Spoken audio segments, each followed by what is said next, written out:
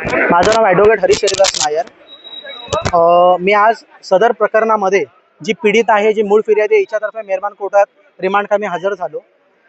Remand कामी हजर झाल्यानंतर सरकारी वकिलांचा युक्तिवाद चालू असताना आरोपी यांनी जो त्याला बुरखा घातलेला होता तो काढला आणि तो कोर्टात अरेरावी करायला लागला, तमाशा करायला लागला। पोलिसांना वगैरे पण जरा धक्काबुक्की करत होता आणि त्यावरती मेहरबान कोर्टाने न्यायाधीशांनी त्याला सरकारी वकिलांचा युक्तिवाद थांबवून त्याला तंबी दिली, त्याला ताकीद दिली की हा तमाशा बंद कर, नाहीतर तुझ्यावरती जो एक तू कोर्टात इंटरफेरन्स करतो योग्य त्या कलमांखाली गुन्हा दाखल होईल। त्याच्यानंतर तो शांत झाला।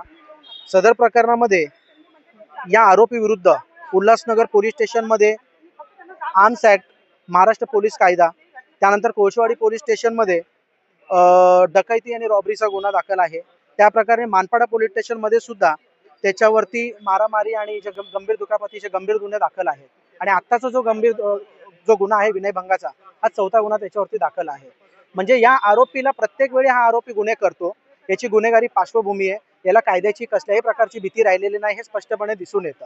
आणि आपण सगळ्यांनी बघितलं असेल की ज्या हिशोबाने CCTV मध्ये त्यांनी त्या मुलीला मारलेलं आहे, त्यांच्या वकिलांनी असा युक्तिवाद केला की त्याचा विनयभंग करण्याचा किंवा तिला मारण्याचा उद्देश नव्हता, सडन असं झालेलं आहे। असं काही झालेलं नाही। ती मुलगी तिकडे काउंटरला बसलेली होती। डॉक्टर जे आहेत संबंधित डॉक्टर, ते डॉक्टर MR सोबत बिझी होते आणि मुलगी मराठीतून त्याला बोलली की असं असं आहे, तुम्ही जरा काही वेळ थांबा। ते सांगितल्यानंतर त्याला त्या गोष्टीचा राग आला। तो त्याला म्हणाला की हिंदीमध्ये बोल, आम्हाला समजत नाही मराठी। आणि त्या याच्यावरून मग त्यांच्यात बाचाबाची झाली आणि त्यांनी त्या मुलीला जबर मारहाण केलेली आहे।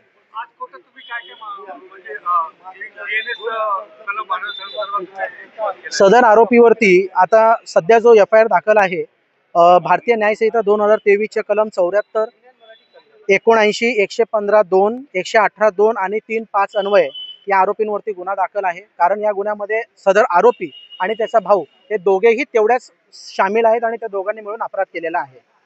पोलिसांनी याच्यामध्ये आरोपीची 7 दिवसांची पोलीस कोठडी मागितली होती, परंतु न्यायालयाने 2 दिवसांची 25 तारखेपर्यंत पोलीस कोठडी दिलेली आहे, जी की आमच्या मते खूप कमी आहे। कारण पोलीस तपासामध्ये जास्तीत जास्त पोलीस कोठडी मिळणं गरजेचं होतं, कारण CCTV फुटेज आहे त्याचा बाकीचा तपास करायचा होता। आणि मुख्य म्हणजे हा जो आरोपी आहे, हा आरोपी गुन्हा दाखल झाल्यानंतर फरार झालेला होता।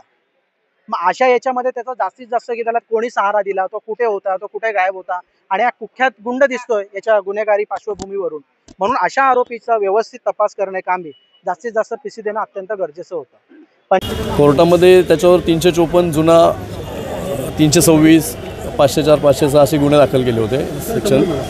तर त्यांना पोलिसांनी अरेस्ट केलं, तो फरार होता। मग तो भेटला आणि मीडिया वगैरे राजकीय रंग गेला, त्याला आणलं त्याला इकडे।